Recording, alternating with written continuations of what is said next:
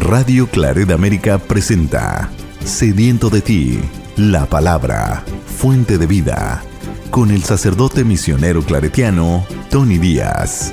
Reflexiones diarias del Evangelio. Aquí iniciamos.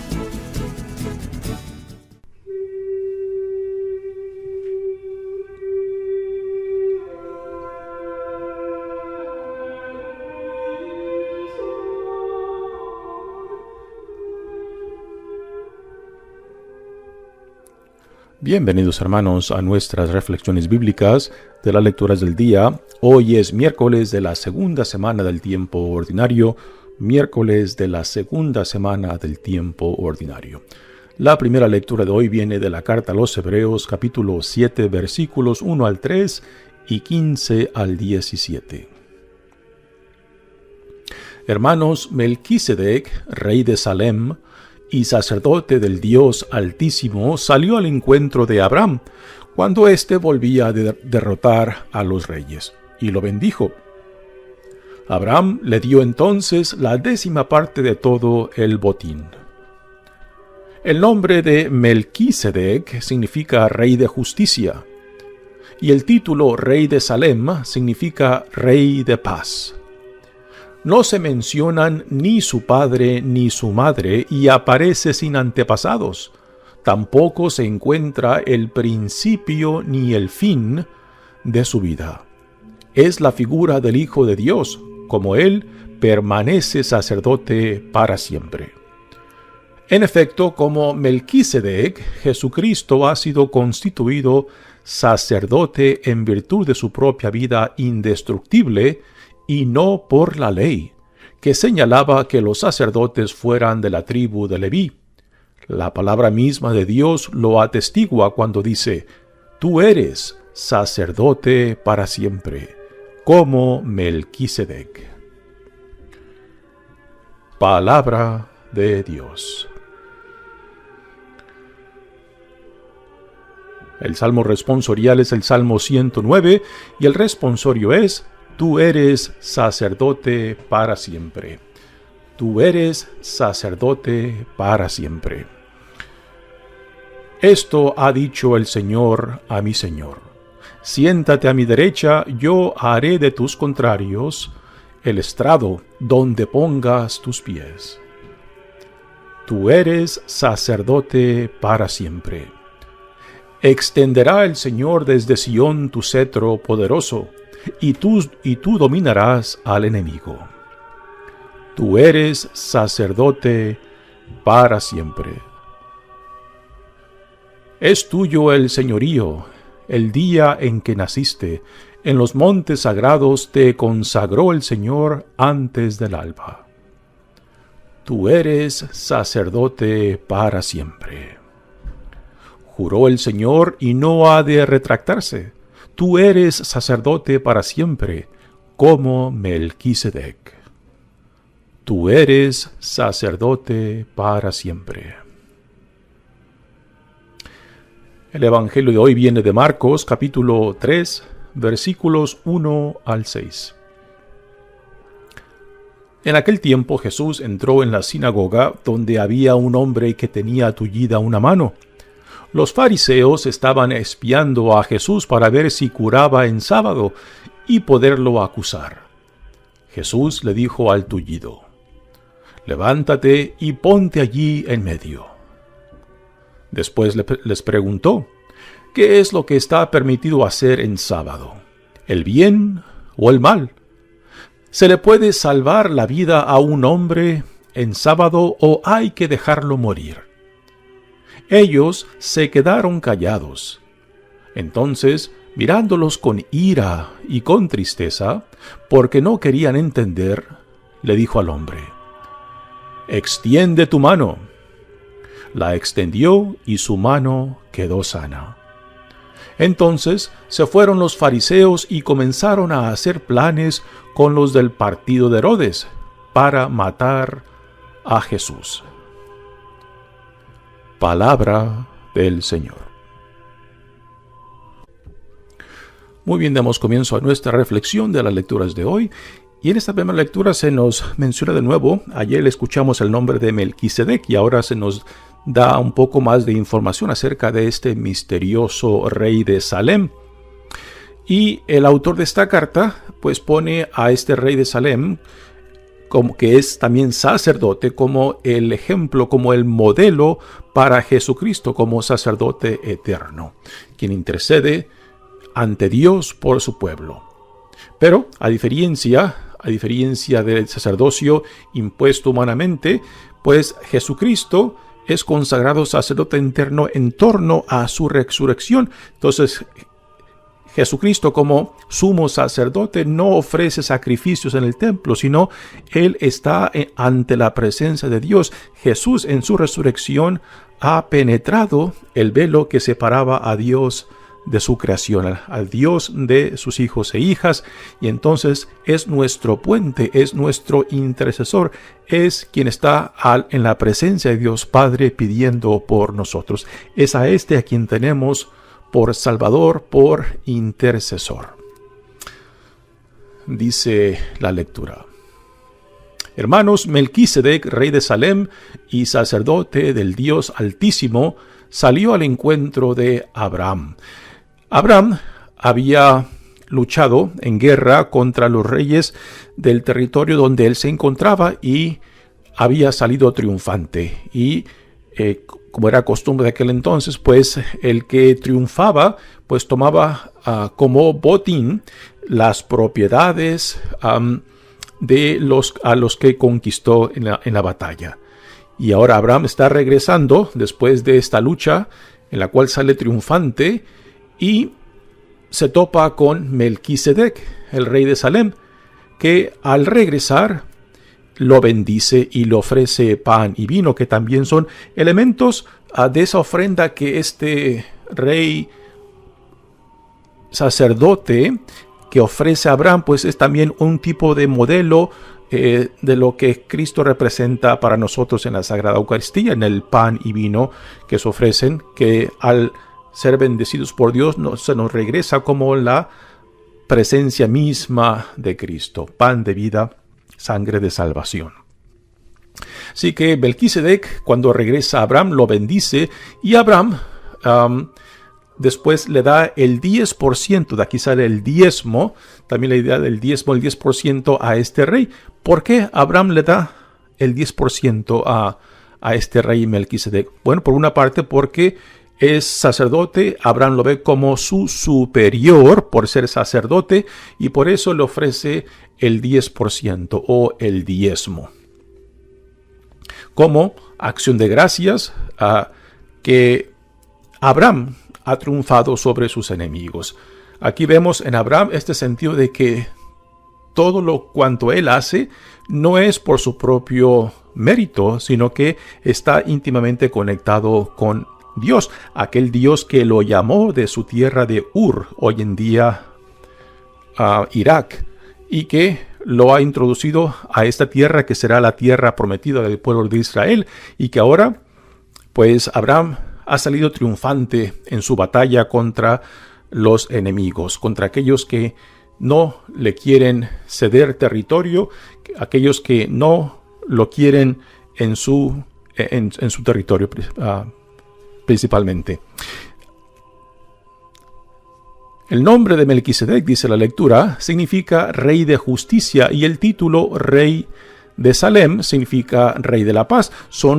Es un significado muy interesante porque a Jesús también se le dirá rey justo. Se le dirá también a Jesús rey de la paz, príncipe de la paz. No se mencionan ni su padre ni su madre y aparece sin antepasados. Son detalles muy interesantes acerca de este misterioso rey sacerdote Melquisedec. No se mencionan de sus padres y por tanto no se menciona de sus orígenes, no se menciona de sus antepasados, o sea, de dónde proviene, y tampoco en el libro de Génesis, donde primera vez se nos habla acerca de él, en el capítulo 14, tampoco se nos dice si muere o cómo muere.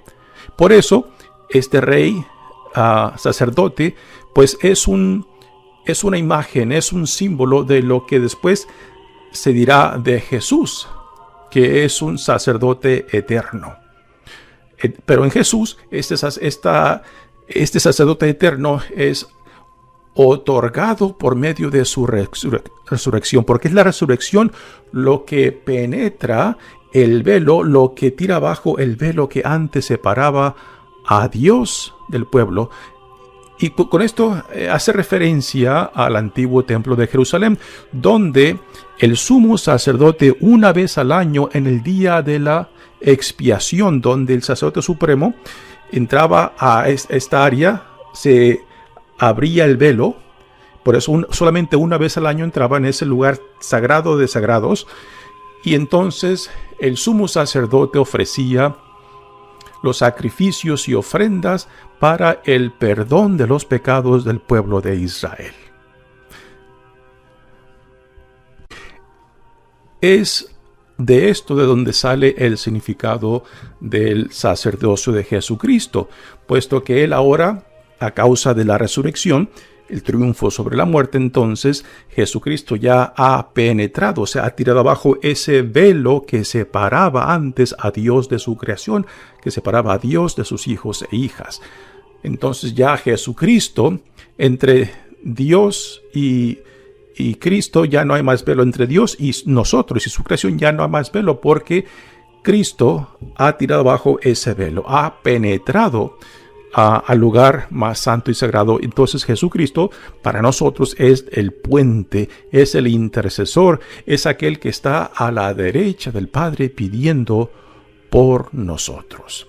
Por eso es un sumo sacerdote por excelencia. Cuando los sumos sacerdotes en el antiguo templo de Israel ofrecían estas ofrendas y sacrificios para el perdón de los pecados del pueblo de Israel, también tenían que ofrecer sacrificios por sus propios pecados. Pero Jesucristo, siendo el Hijo de Dios, siendo el Dios encarnado, similar a nosotros en todo excepto el pecado, entonces Él no tiene por qué ofrecer estos sacrificios. Entonces Jesús es un rey por excelencia. Pero la resurrección le otorga este gran privilegio de poder ya penetrar esa cortina, ese velo que nos separaba antes de Dios, y que ahora Él entonces es este puente, este intercesor en quien podemos confiar. Dice la lectura: la palabra misma de Dios lo atestigua cuando dice: tú eres sacerdote para siempre como Melquisedec. Nuevamente aquí es una cita del Salmo 109, que también lo escuchamos en el Salmo responsorial de hoy. Así que nuevamente Melquisedec, esta figura enigmática, misteriosa, pues es un tipo de imagen que después se le aplicará a Jesús como sacerdote eterno porque en la resurrección la muerte ha sido vencida. El velo que nos separaba antes ha sido penetrado, entonces ya no hay nada más, no hay nada ni nadie que nos pueda separar, digamos, del rostro de Dios. Una imagen interesante, porque en el antiguo templo de Israel, una vez al año solamente, y el sumo sacerdote solamente se le permitía entrar a ese lugar sagrado. Era la única persona que podía penetrar ese velo para entrar a ese lugar donde Dios habitaba. Y Dios habitaba en la presencia del arca de la alianza, que estaba puesta en ese lugar sagrado, el más sagrado dentro del templo de Israel. Y este lugar pues tenía una cortina que separaba ese lugar sagrado del resto del templo. Así que Cristo ha tirado abajo esa cortina. Recordamos en las narraciones de la resurrección, se nos dice que cuando Jesús muere en la cruz, la cortina del velo del templo se abre. Entonces ya Dios ya no habita solamente en el templo, ya Cristo, el Hijo de Dios, ya está por encima de todo lugar, ya está por encima del tiempo. Entonces el Cristo universal, el Cristo eterno, ya está presente tanto en el pasado como en el presente como en el futuro. Ya el tiempo y el espacio no lo limitan. Quien muere en la cruz es Jesús, el Hijo de Dios. Quien resucita es el Cristo universal, el Cristo que está por encima del tiempo y del espacio. Así que esto que decimos de Jesucristo está íntimamente conectado con lo que se entiende de la presencia de Dios dentro del templo de Jerusalén y la función que tenía el sumo sacerdote una vez al año, que en Cristo ahora por excelencia lleva a cabo eso, pero ya no en el templo, sino en la presencia de Dios mismo. Muy bien, pasemos ahora al Evangelio. Nuevamente tenemos a Jesús en otra confrontación con los fariseos. Pero a diferencia de las otras confrontaciones, en esta escena del Evangelio de Marcos, parece que Jesús busca el conflicto. En otras escenas son los fariseos, los escribas, los maestros de la ley, los que están poniendo una trampa.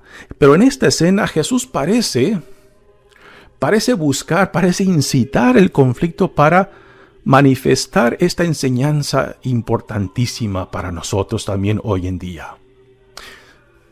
El contexto es una sinagoga. Y parece que en esta sinagoga los que critican a Jesús, los que le ponen trampas a Jesús, parece que han puesto a un enfermo, a un hombre tullido. Quizás con la intención para ver si Jesús se atreve a sanarlo en el día sábado. Según las prescripciones del sábado, pues no se podía hacer mucho trabajo, no se podía caminar larga distancia, y el sanar era entendido como trabajo, como hacer una obra, y por tanto algo que estaba en contra de las prescripciones del sábado. Por eso es muy posible de que estos críticos, estos que van detrás de Jesús buscando una causa, una excusa para acusarlo y condenarlo, pues plantan o ponen a este tullido a ver si Jesús cae en la trampa. Dice: Jesús entró en la sinagoga donde había un hombre que tenía tullida una mano. Los fariseos estaban espiando a Jesús para ver si curaba en sábado y poderlo acusar. Así que Jesús se da cuenta fácilmente de la trampa que le quieren poner, y sabiendo la trampa, sabiendo lo que están planeando, él decide seguir el juego, pero con su propia intención de esta enseñanza importante que él nos va a dar. Así que Jesús está al tanto de la situación, pero él mismo empuja la situación para confrontar a sus acusadores. Y repito, esta escena es muy diferente a otros conflictos que Jesús tiene con los fariseos o escribas. Aquí Jesús empuja el tema, o sea, incita el conflicto para dejarlos en claro la dureza de corazón, la cerrazón de sus mentes. Dice: Jesús le dijo al tullido: levántate y ponte allí en medio.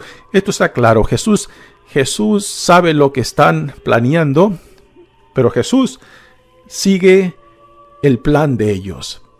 Pero él tiene su propia intención y él tiene sus propios argumentos para contrarrestarlos. Y le dice al tullido: levántate y ponte allí en medio. Y ahora viene la pregunta de Jesús. Él no espera de que ellos le pregunten de que si es válido o no es válido sanar en sábado. Jesús es quien toma la iniciativa y le dice: ¿qué es lo que está permitido hacer en sábado? ¿El bien o el mal? ¿Se le puede salvar la vida a un hombre en sábado o hay que dejarlo morir? Para Jesús, algo interesante, para Jesús, el hacer el bien es El no hacer el bien es hacer el mal. O sea, el no hacer el bien, si tienes la oportunidad de hacer el bien y no la haces, entonces estás optando por el mal. Porque tienes la opción de actuar según la voluntad de Dios, ya sea para el bien de otros o para el bien tuyo, y no lo haces. Aquí podemos decir que entra el pecado de omisión, de no hacer lo que tú sabías que podías hacer y que por conciencia eres llamado a hacer. Y sin embargo, no lo haces. Rechazas ser movido por el amor, por la compasión, por la justicia, ¿no? Así que para Jesús no hacer el bien es hacer el mal, y no sanar cuando está la oportunidad es matar. Repito, no sanar es matar. Esto podemos entenderlo en Jesús según lo que está ocurriendo aquí. ¿Se le puede salvar la vida a un hombre en sábado o hay que dejarlo morir? Obviamente este hombre tullido no está muriendo. O sea, Jesús muy bien le hubiera podido dicho a este hombre que quizás ya tiene tiempo sufriendo de esta enfermedad: oye, hoy es sábado, regresa mañana y mañana quedará sanado. ¿Por qué Jesús no hizo esto? Para evitar el problema, el conflicto con los fariseos. Así que Jesús aquí sigue el jueguito de ellos. ¿Por qué?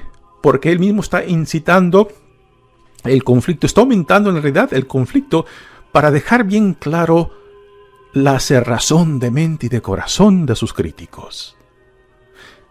Y aquí se manifiesta esta cerrazón de mente y corazón. Ellos se quedaron callados. Jesús les pregunta que si está permitido hacer el bien o el mal, salvar o matar. Y ellos se quedan callados. Aquí hay falta de integridad, falta de honestidad.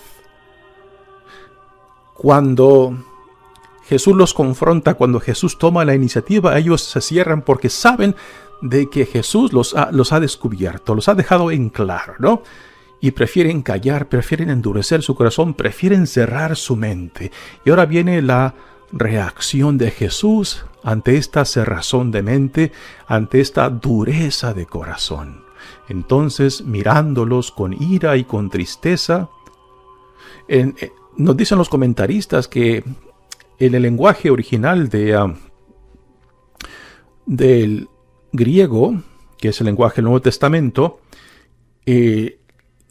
la frase original dice que mirando Jesús con tristeza por la dureza de corazón de esta gente, porque no querían entender, es la reacción que Jesús tiene ante su dureza de corazón.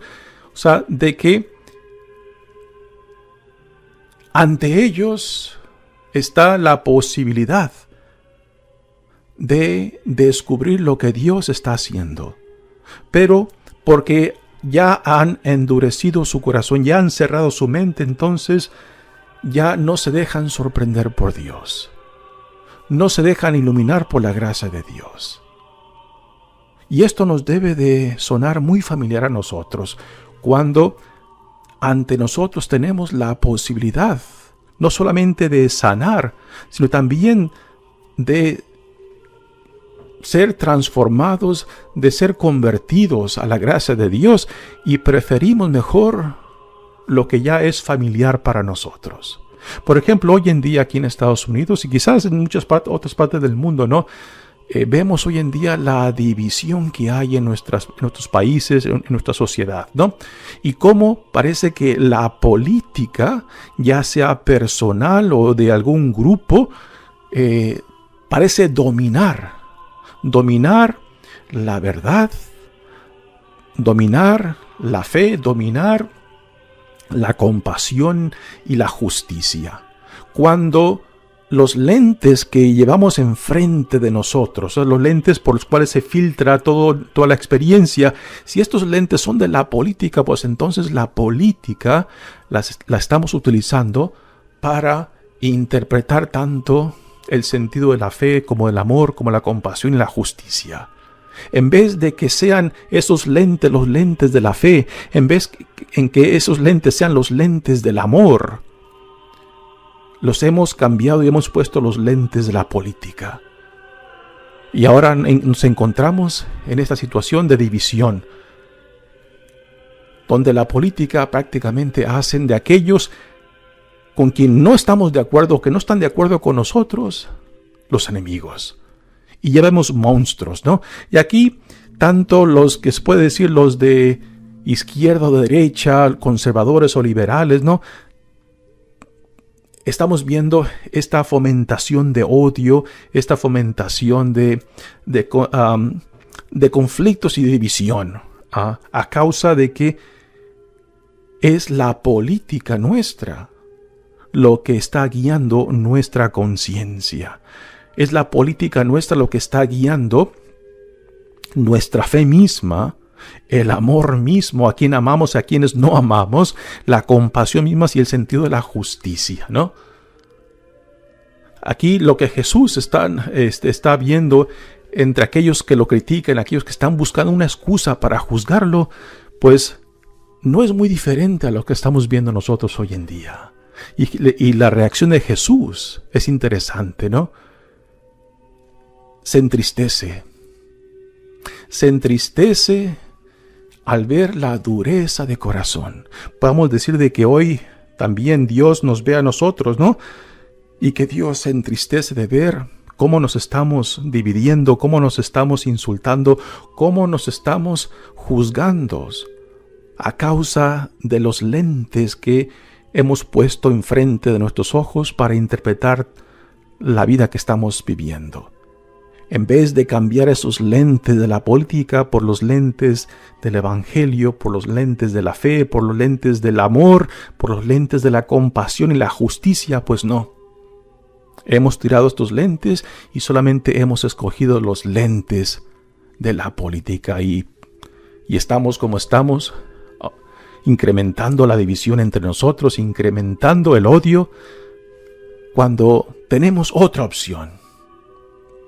La opción del evangelio, la opción de la verdad, la opción del amor, la opción de la hermandad, la opción de la justicia.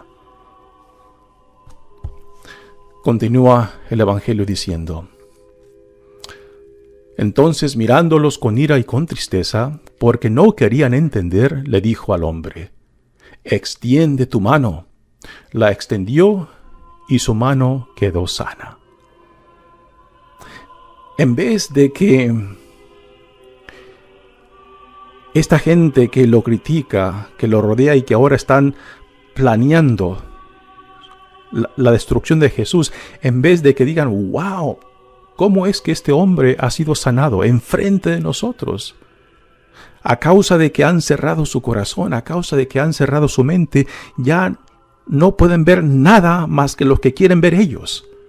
Y es interesante que cuando nosotros también nos cerramos, cuando endurecemos el corazón, pues ya no vemos nada. No nos dejamos sorprender por Dios, y por más milagros, por más que Dios venga a nosotros, no vamos a reconocerlos, no vamos a aceptarlos, porque ya hemos decidido dónde está Dios, dónde no está Dios, quién tiene acceso a Dios, quién no tiene acceso a Dios. Ya hemos cerrado los ojos, y por más que Dios quiera movernos, pues no nos dejamos mover, no nos dejamos sanar, no nos dejamos transformar. Y es esta la audiencia que Jesús tiene enfrente de él. Y después de ver esta sanación, pues en vez de glorificar a Dios, a causa de su dureza de corazón, después salen y empiezan a planear la muerte de Jesucristo con aquellos que son enemigos de ellos. Dice el Evangelio: entonces se fueron los fariseos y comenzaron a hacer planes con los del partido de Herodes.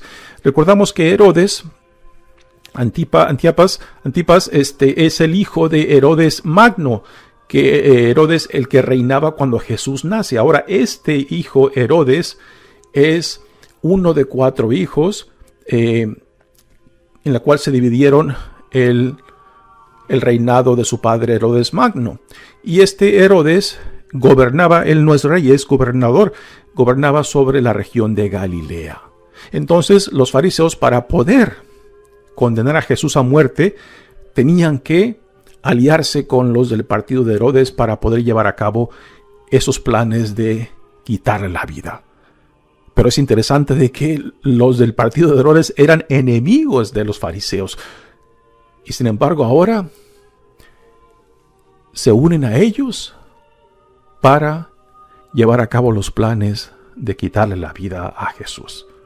Y todo por la cerrazón de su mente, la cerrazón de su corazón, el endurecimiento de su corazón. Repito, esto debe de sonarnos familiar a nosotros, cuando también no nos dejamos sanar, no nos dejamos iluminar, no nos dejamos transformar por la gracia de Dios. Se requiere no solamente gran valor, sino también gran confianza en Dios para que nos ayude a hacer lo que Dios quiere hacer en nosotros y por medio de nosotros. Dios quiere la plenitud de la vida. Todo cuanto Dios ha creado, Dios ama. Y todo lo que Dios ama, Dios quiere que llegue a la plenitud de la vida para la cual hemos sido creados. Pero a veces somos los obstáculos más grandes. Nosotros mismos nos convertimos en los obstáculos más grandes de nuestra salvación, de nuestra sanación, de nuestra transformación en Cristo. Cuando rehusamos, cuando endurecemos el corazón, cuando cerramos los ojos, cuando cerramos nuestras vidas a lo que Dios nos ofrece, a lo que Dios quiere hacer en nosotros y por medio de nosotros. Este evangelio debe de resonar, tiene que resonar en nosotros, porque el evangelio no se puede aceptar si uno no se deja atraer, si uno no se deja iluminar, si uno no se deja sanar, si uno no se deja transformar por la gracia de Dios.